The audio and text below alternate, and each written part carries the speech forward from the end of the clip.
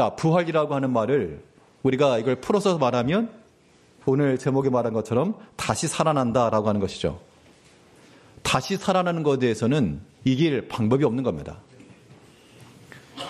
요즘 휴대폰으로 게임을 많이 하죠. 막내 아이가 이제 제 휴대폰을 가져가지고 몰래는 아니고 뭐 하나 시켜놓으면 이제 그 다음에 가져가서 게임을 하는 모양입니다. 뭐 했는지 딱 보이는데 그게 이제 총 쏘는 그런 게임 같아요. 옛날식으로 있었죠. 근데 이제 적군이 오는데 괴물인지 아무튼 막 밀려오는 겁니다. 숫자가 많아져요. 그러니까 총을 쏴가지고 한 명씩 쓰러뜨리는데 결국에는 숫자가 너무 많이 밀려오니까 죽는 겁니다. 야, 이거 가지고 이길 수 없겠다. 죽어도 끝이 없이 몰려오니까. 자, 죽어도 다시 살아나고 죽어도 또 밀려온다. 그러면 그 상대를 대해서 이겨낼 수가 없는 겁니다.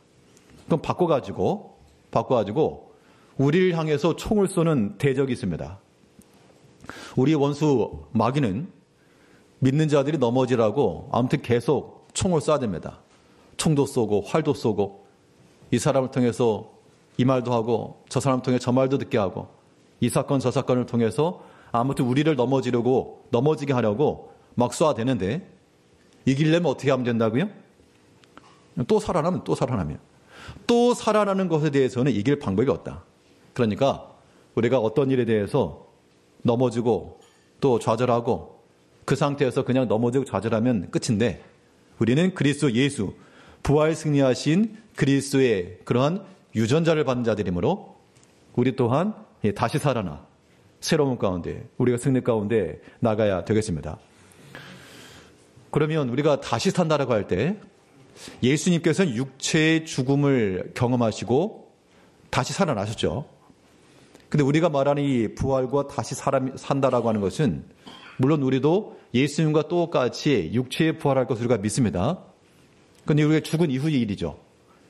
우리 육체의 생명이 다한 이후 그리스도의 재림하실 때 죽었던 자들이 함께 부활하여 올 거라 그랬으니까 우리는 그걸 믿는데 그럼 그건 이제 그때 일이고 지금 우리가 육체를 가지고 살아가는 이 시점에서 지금 현재적 상황 가운데서 이 다시 살아남이라고 하는 것이 있어야지만 이길 거 아닙니까?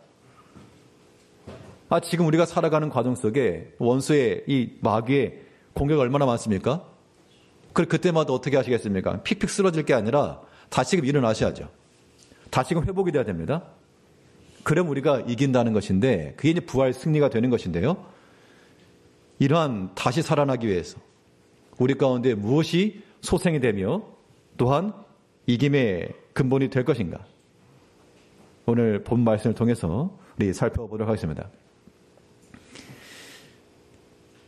이 그리스도의 부활을 본받아 이 땅 가운데서 우리가 다시금 살아나는 그런 능력의 역사를 나타내려면 무엇보다도 하나님 말씀에 소생이 있어야 됩니다. 그 말씀이 다시 살아나지 않으면 우리는 살 수가 없는 것이고요. 그 말씀이 우리 가운데 살아난다? 그러면 넘어졌다가도 다시 일어나는 것이며 쓰러졌다가도 다시 견고해지는 것이고 죽었다가도 사는 겁니다. 우리 가운데 무엇이 소생될 때? 하나님 말씀이 소생될 때. 그럴 때 우리가 해야 될 일이 무엇입니까? 그 말씀이 소생되기 위해서 그 말씀을 우리가 힘써 듣고 또한 그 말씀이 우리 삶 가운데서 기억날 수 있도록 그 들은 말씀을 우리가 기억해내야 됩니다. 들은 말씀을 기억하는 것은 곧 거의 시들어가는 나무에다가 화분에 물을 주는 것 같아가지고 물을 주면 다시 살아납니다. 우리는 영적인 존재이기 때문에 하나님의 말씀을 들으면 반드시 살아납니다. 시들었던 영혼이 그 말씀의 힘에 의해서 우리가 새롭게 되고 힘있게 되는 겁니다. 그것이 우리가 열매 맺는 길이요 우리가 사는 길이죠. 오늘 보면 6절 말씀을 보게 되면 여기 계시지 않고 살아나셨느니라. 갈릴리에 계실 때 너희에게 어떻게 말씀하셨는지를 기억하라. 자, 그리스도께서 죽은 자 가운데서 다시 살아나셨다. 부활하셨다. 그러니까 육체의 부활이라고 하는 것에 우리가 지금 현재적으로 동참할 수는 없으나 근데 우리들이 할 수 있는 것이 무엇인가? 이 천사가 나타나서 하는 말이 그리스도께서 너에게 뭐라 말씀하셨느냐. 그것을 기억하라. 여기서는 구체적인 명령으로 하고 있죠. 너에게 어떻게 말씀하셨는지를 기억해라. 그 기억한다는 게 무엇입니까? 예전에 들었는데 잊고 있었다. 이게 거의 죽은 거죠.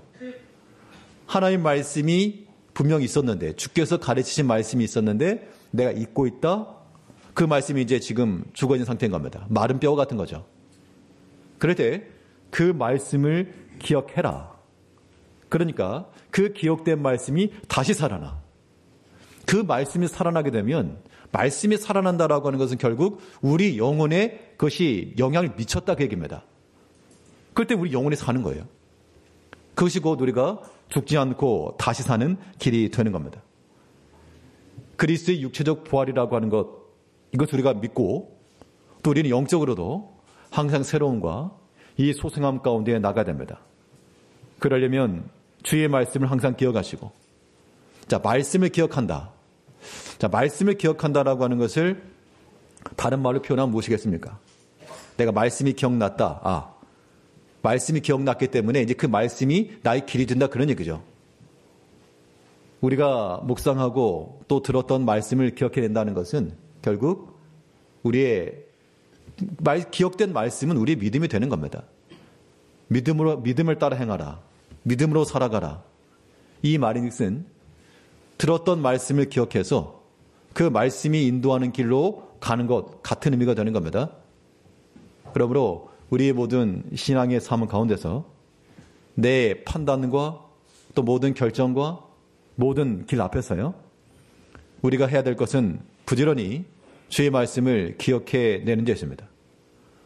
그 말씀을 또한 기억하여 우리 삶 가운데 적용시켜 나갈 때 그 기억된 말씀은 우리 영혼을 살리게 되어 있고, 그 말씀으로 인하여 실행되어지는 그 곳곳마다 마치 물을 뿌리는 것처럼 그 또한 소생의 역사가 일어나는 겁니다.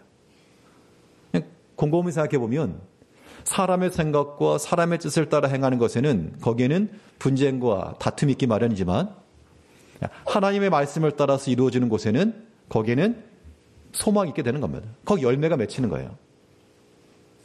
우리의 모든 삶에 있어서 주께서 어떻게 말씀하셨는가, 그것을 기억하시고 또한 그 기억한 것을 따라가야 됩니다.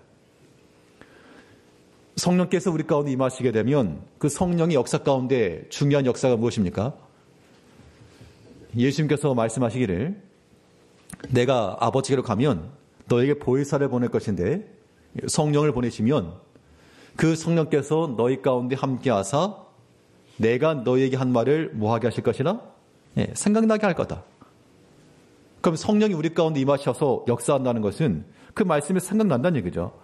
우리 요한복음 14장 26절 말씀에서 보혜사 곧 아버지께서 내 이름으로 보내실 성령, 그가 너희에게 모든 것을 가르치시고 내가 너희에게 말한 모든 것을 생각나게 하시리라. 우리가 성령 안에 살아간다, 그런 말을 많이 하죠. 또 성령의 감동함을 받는다. 성령의 인도하심을 받는다. 자, 그게 다 어떤 의미인가 하면 하나님 말씀과 단절된 성령의 역사는 없습니다. 자, 성령의 역사는 말씀과 동사입니다. 동사, 같이 역사한다, 그런 뜻인데, 그렇기 때문에 우리의 삶 가운데 성령의 역사함이 있고 우리가 성령과 함께 동행하며 그 안에서 살아간다라고 하는 것은 하나님 말씀을 기억해 내는 데 있습니다. 기억하셔야 돼요. 자, 그러면 어떻게 기억할까? 저는 머리가 기억력이 안 좋습니다. 봐도 모르겠습니다. 보통 그렇게 말씀들 하시죠? 네, 맞습니다. 시간이 지나면서 기억력도 쇠퇴하고 우리가 들었던 말도 다 잊어먹고, 지난주에 들었던 말도 잊어먹고, 오늘 들었던 말도 일단 밥 먹다 보면 잊어먹고 그런 건데, 그러면 잊어버린다라고 하는 것이 문제가 아니라 기억하라 그랬으니까 잊어버리는 것은 어쩔 수 없지만 기억해내는 게 중요한 거죠. 우리가 그것을 항상 기억해 머릿속에 저장했다, 그런 의미 그보다도 여기서 말한 기억이라고 하는 것은 구약에 보게 되면 하나님께서 모세를 통해서 율법을 주시면서 그 자녀들이 어떻게 하라 그랬습니까? 부지런히 가르쳐라. 그래서 기억하게 하라.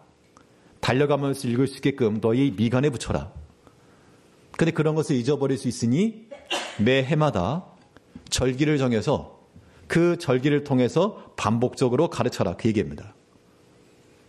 결론은 이겁니다. 우리가 하나님 말씀을 기억하고 생각나게 할 수 있는 방법은 반복성이야. 반복성. 들었던 것을 또 기억하는 것이고 듣는 것인데 그러려면 최소한의 작업이 필요합니다. 학생들 있으니까 수업 시간에 배웠어요? 그러면 그것이 그 망각곡선이라는 게 있어가지고 배운 지 바로 복습하게 되면 기억이 더 오래 남고 1시간 지나거나 하루가 지나면 더 많이 잊어버린답니다. 기억나게 하려면 배웠던 거 한번 복습해 봐야죠. 그러면 더 많이 기억이 되는 겁니다. 이건 각 개인마다 차별이 있겠습니다만, 차이가 있겠습니다만, 예전 일본에 있을 때 한 집사님 가정이 있었는데요. 그분들이 이제 저희 교회로 오시게 됐습니다. 굉장히 믿음이 좋으신 분들이었어요. 신실하신 분이었고. 근데 그 자녀들이 있었는데 2명 있었는데 한 명은 이제 외국에 가 있고 아들이 하나 있었습니다. 근데 그날 주일 예배가 끝나고 나면 그때 이제 학생 때였는데 예배 시간에 막 열심히 적더라고요. 막 열심히 적고 숨도 안 쉬면서 막 쳐다보고 막 적고. 그래서 참 학생이 그래도 말씀을 적고 기록하고 기특하네. 저는 그렇게만 생각했는데 나중에 알고 보니까 이제 주일 끝나면 집에 돌아가지고 저녁 때 가정 예배를 드린답니다. 가정 예배를 드리는데 그날 목사님 했던 설교를 해야 돼요. 아들이. 그러니까 자기가 설교를 해야 되니까 막 받아 적었답니다. 제가 근데 그 말을 듣고 부모님 참 지혜롭다. 그런 생각을 했는데요. 아무튼 그 아들도 학교 진학도 잘했고 취업도 잘 됐습니다. 그렇게 해서만이 아니라 그 하나의 말씀에 대해서 그렇게 훈련시키는 것들이 기억이 나겠죠, 당연히. 그런 것들 하나의 말씀이 기억하는 방법이 되는 겁니다. 그래서 우리 성도님께서 마찬가지입니다. 그러니까 좋은 거는 가까이 있는 거예요. 좋은 거는 가까이 있기 때문에 멀리 가가지고 진리를 찾겠다 그러지 마시고 가까이 있는 것에서부터 우리는 거기서 우리가 하나님의 말씀을 기억할 수 있는 그런 수단과 도구로 삼아야 됩니다. 가까이 어디 있습니까? 우리가 하나님의 들었던 말씀을 기억할 수 있는 그런 가까운 방법 어디 있죠? 이런 것들은 이제 답변해 주셔야지 제가 힘이 날 텐데. 이런 이제 주보 앞에 딱. 지난주에 들었던 말씀을 또 기록해 놓은 오늘은 고난 주간이라서 좀 다르긴 합니다만. 그러니까 이게 그런 방법도 중요할 것 같습니다. 이제부터 시작하면 되죠. 우리 학생들도 이거 예전에 스크랩 같은 것도 많이 했던 것 같은데 방학 숙제로 이런 주보 내용도 함께 붙여놓기도 하고 그러면 거기서 하나의 말씀을 읽고 들으면서 새로움이 있기 마련이에요. 제가 학생 때 했던 경험인데 이 설교 테이프를 듣고 다니면서요. 학생 때 애들 영어 공부하고 그런 거 할 때 아무튼 그 테이프 들고 다니면서 그 말씀 들으면서 다녔습니다. 그 내용을 제목부터 설교 내용을 다 알았지만 여러 번 들었으니까 그 들을 때마다 신기하게도 또 새롭게 들리는 말씀이 있다. 거기서 정말 학생 때 말씀의 그 맛, 재미 그런 걸 좀 느꼈던 것 같습니다. 학생도 마찬가지고 다른 영어 공부, 수학 공부 그것도 중요하지만 주일에는 말씀 듣고 그 말씀 노트에다가 좀 잘 기록해 놓고 정리하는 것도 중요한 겁니다. 이게 여러분을 지혜롭게 하는 거예요. 지난번 우리 미얀마 선교 갔을 때 그 첫 번째 간 그 수업센터 그곳에서 있었던 어떤 얘기가 있었는가 하면 그 난민 아이들이 잘 교육을 못 받았죠. 그래서 아이들이 지적인 수준이 많이 높지 못하고 떨어지는데 그런데 그 교회 목사님께서 아이들에게 성경 암송을 시켰답니다. 아이들이 암송을 잘해요. 지금 유치원생, 초등학생 요 또래인데 암송을 막 합니다. 그러면서 하신 말씀이 이 아이들에게 성경 암송을 가르쳐 놨는데 그때부터 이 아이들이 지식이 늘어났다고. 글 읽는 것뿐만 아니라 문해력, 성경 말씀을 가르치고 이걸 암송시켰는데 그런데 이 아이들이 이 지적으로 좀 뛰어나더라. 그것을 제가 얘기를 들었는데요. 그러니까 하나님의 말씀을 아는 것은 단지 성경 지식만이 아니라 원리가 있기 때문에, 성경의 원리라고 하는 것은 하나님의 지혜잖아요. 그 하나님의 지혜를 우리가 체득해 나간다라고 하는 것은 굉장한 이 세상 지식이 줄 수 없는 탁월한 능력이죠. 그렇기 때문에 우리가 하나님의 말씀을 듣고 기억하고 또 생각나게 하는 이 일들을 우리가 힘써 하셔야 됩니다. 오늘날 볼 게 많고 들을 것 많은 세상 가운데서 우리가 다른 건 다 봐도 하나님 말씀 보는 거, 듣는 거, 이것을 우리가 너무 인식하지 않나 이런 생각이 드는데요. 이제 우리가 하나 앞에 가가지고 부활이라면서요. 다시 산다면서요. 다시 살아가지고 가서 뭐라고 하실 겁니까, 우리가 다시 살아가지고 천국 가가지고 우리가 무엇라 말씀하겠어요? 저를 포함해서 우리 많은 성도님들과 대화하다 보면 천국의 소망이 있다. 천국은 가고 싶은데 내가 지금 부끄러워가지고 지금 가면 내가 해놓은 게 없어가지고 부끄러워가지고 내가 못 다가왔다. 보통 그렇게들 생각하실 겁니다. 그럼 1년 지나면 안 부끄러울까요? 1년 지나도 똑같아요. 그렇기 때문에 우리가 지금 현재 하나님의 말씀을 사랑하고 또 귀하게 여기고 또 그 말씀 가운데 반복적으로 듣고, 아무튼 하나님의 말씀 있는 곳이면 내 생명이 있는 곳에 상관하시고 달려나갈 수가 있어야 됩니다. 그것이 우리가 소생할 수 있는 길이요, 다시 살아나는 그러한 삶의 실천이 되는 겁니다. 말씀을 들었으면 뭐 할 겁니까? 그 들은 말씀을 가지고 단지 듣는 것이 목적이 아니잖아요. 그 말씀을 듣고 이제 우리에게는 실천함이 있어야 되는 겁니다. 당연하죠. 하나님의 말씀을 들었으면 우리 몸이 기억할 때까지 그것을 실천해내야 됩니다. 오늘 본문에서 보게 되면 우리 8절과 우리 9절을 보니까요. 그들이 예수의 말씀을 기억하고 무덤에서 돌아가 이 모든 것을 11사도와 다른 모든 이에게 알리니. 자, 주의 말씀을 듣고 기억했습니다. 기억을 하니까 그 다음에 그랬다더라 그게 아니고 이제 돌아가서 11사도와 다른 모든 이들에게 알려주었다.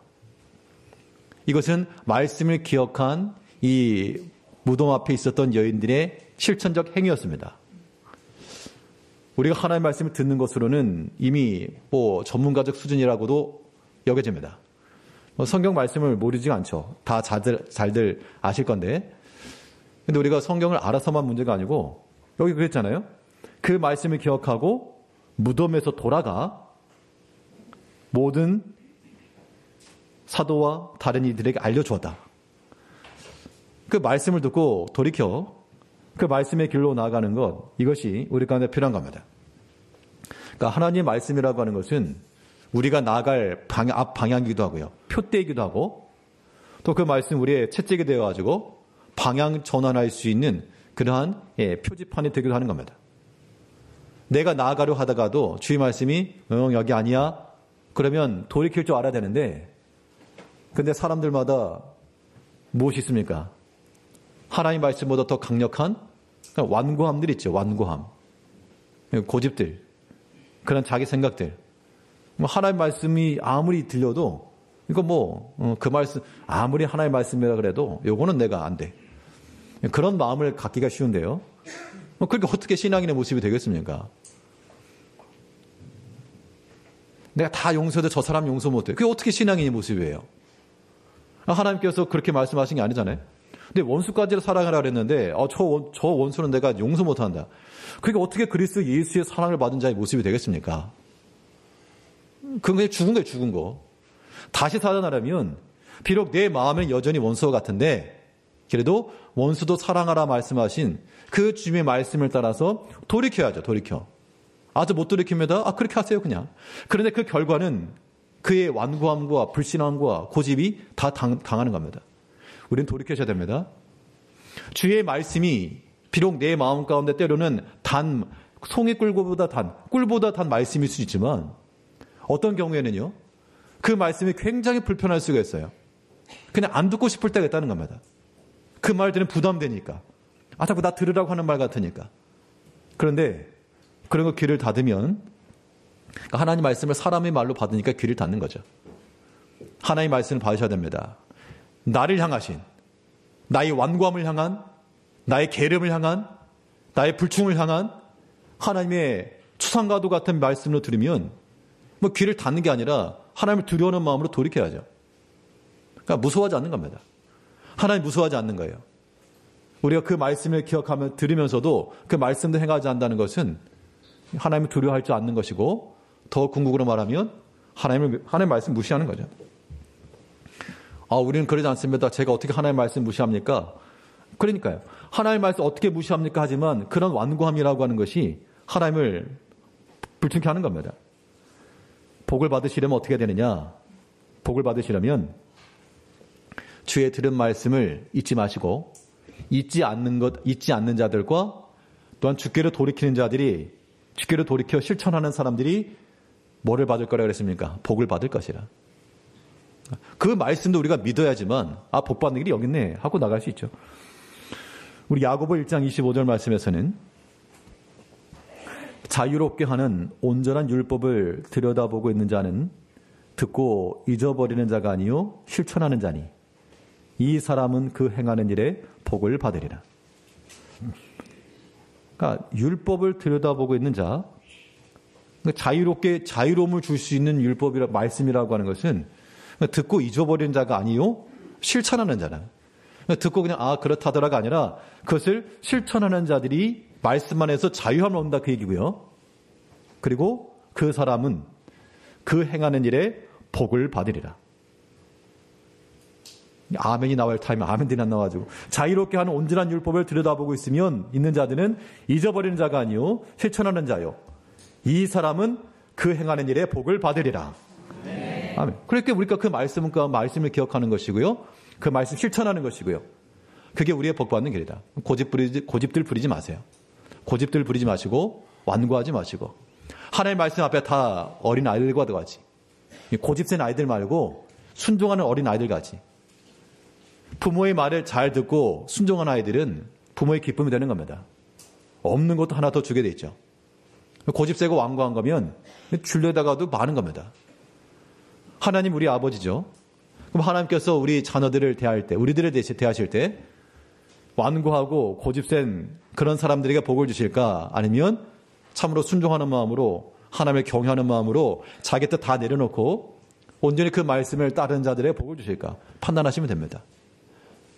부활신앙이라고 하는 거요, 우리가 육체적으로 다시 살아날 것, 그거 믿는 것만 부활이 아니라 우리들에게 무엇이 다시금 살아나야 되느냐? 말씀이 소생, 말씀 소생. 그 말씀을 기억하라 했으므로 그 말씀을 기억해야 되고요. 그 말씀을 실천하라 했으므로 실천해야 됩니다. 이러한 부활의 삶을 통하여 주님께서 보이신 그 승리가 우리 가운데 또한 적용될 수 있도록 말씀으로 항상 살아나시는 성도님들이 되시길 바라겠습니다. 둘째로, 이 부활의 삶, 부활 승리가 우리 가운데 있으려면 또 무엇이 살아나야 될까? 자, 하나님의 말씀이 우리 가운데 왔습니다. 그 말씀을 듣고 실천했는데 이제 내 개인적인 그 실천, 또 우리 모든 공동체적인 실천, 좀 틀을 넓게 말하게 되면 그 말씀으로 인한 내가 감당해야 될 그 몫이 깨달아지게 되고, 그 우리 이제 사명이라 말하는 거죠. 자, 우리 삶 가운데서 또한 사명의 소생함이 있어야 되겠습니다. 이게 사는 길입니다. 우리 이 땅에서 하나님을 아는 것이 교양 수준으로, 교양 서적으로 우리가 하나님을 아는 게 아니죠. 하나님을 섬기는 것은 우리의 본업입니다. 본업. 일주일 동안 여러 가지 일을 하시지만 그게 본업이 아니고, 일주일 동안 일하시는 게 본업이고 주일날 와가지고 그냥 참관인처럼 있다가 영화 보는 것처럼 앉아있다가 가시는 게 아니고, 이게 본업이에요. 이거 본업. 왜 그러냐면 하나님께서 말씀하신 거잖아요. 너희 엿새 동안 힘써 일해라. 목적은 그 한 날 안식하라고.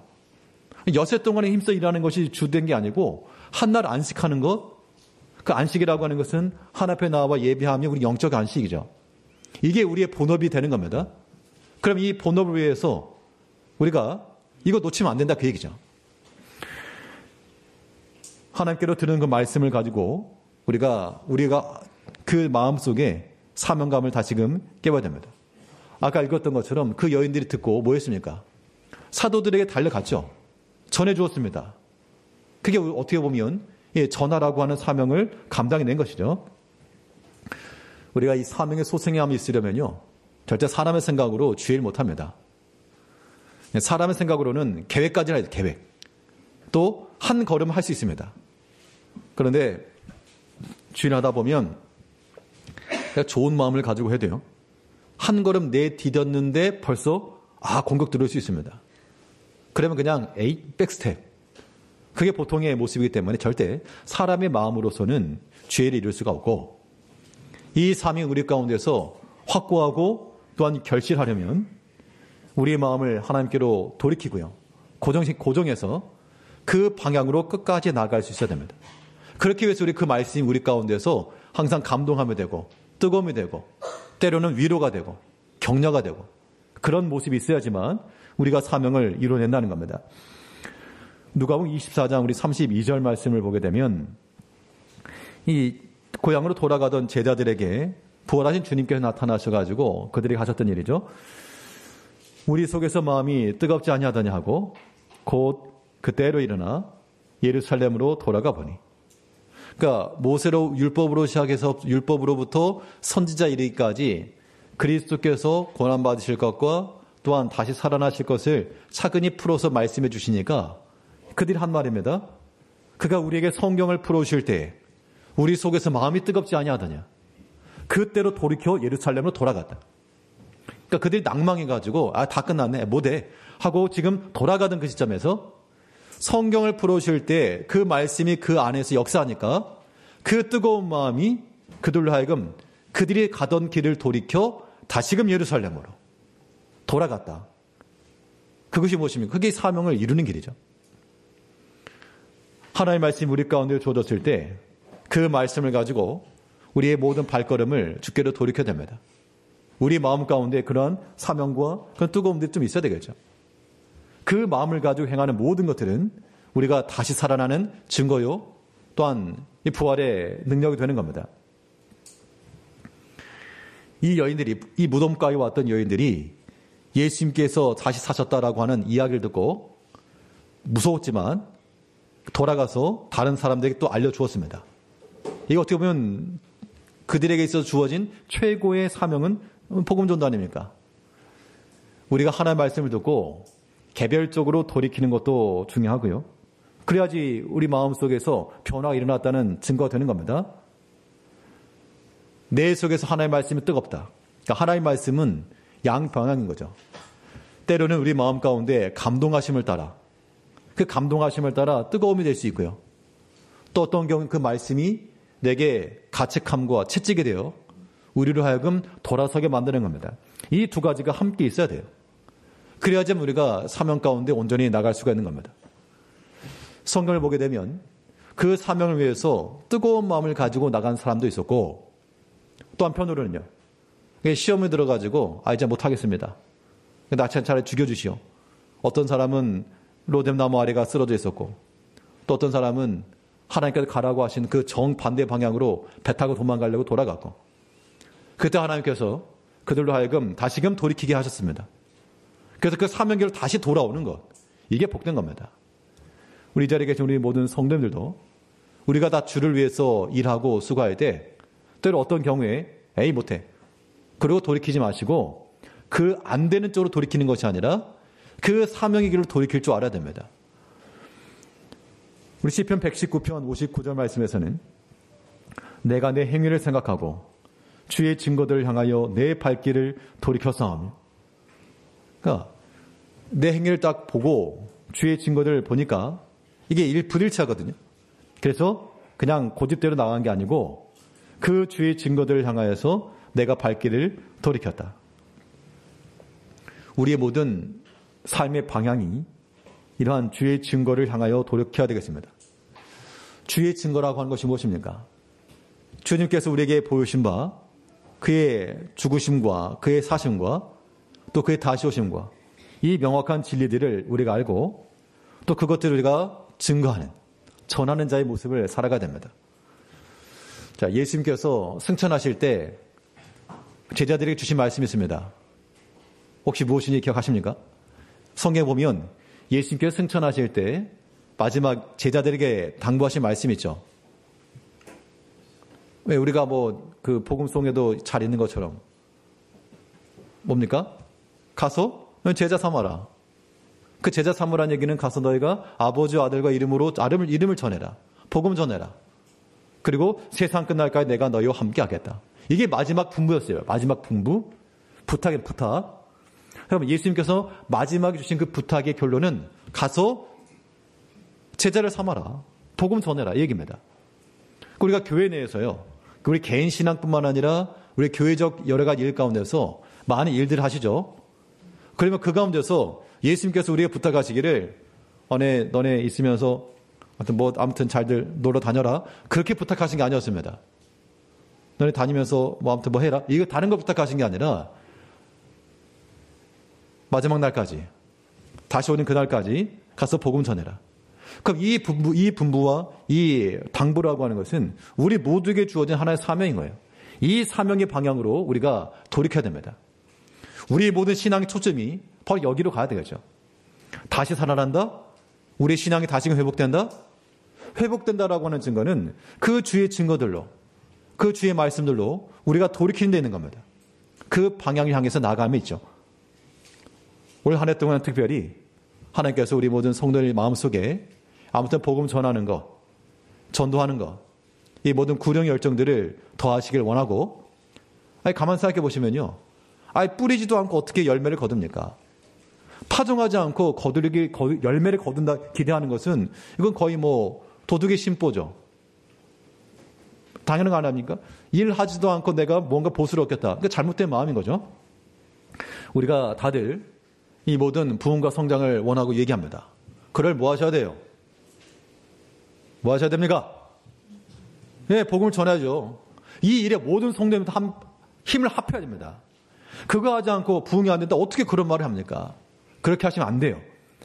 올 한 해 동안 특별히 하나님께서 연초에 우리 모든 선교 일들을 통해서 우리 새로운 마음을 주신 것만큼 어떤 일이든 어떤 형편이건 꼭 어디 나가서 그게만이 아닙니다. 가장 먼저 주의 복음이 전해야 될 그 전도의 대상이 어디인가?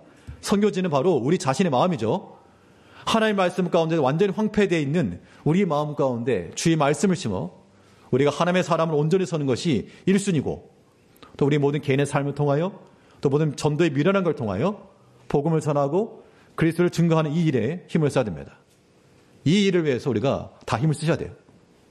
또 우리 학생들 또 이 내년에도 우리가 선교에 관한 계획을 가지고 있고 또 선교사님과도 이미 통화를 다 했고 또 그런 계획 일정을 가지려고 하는데요.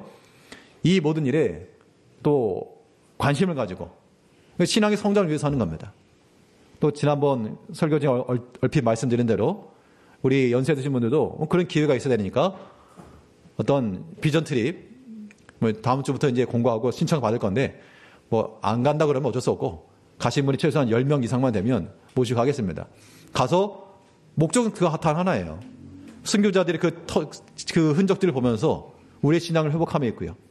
또 거기에 우리 아마 동년배에 계시는 그런 인생의 마지막 가운데 계신 분들을 향해서 함께 기도해주고 함께 찬양해주고 내가 알아왔던 깨달았던 하나님 또 말해주고 간증거리 얼마나 많으십니까? 우리 연세 있는 신앙인분들.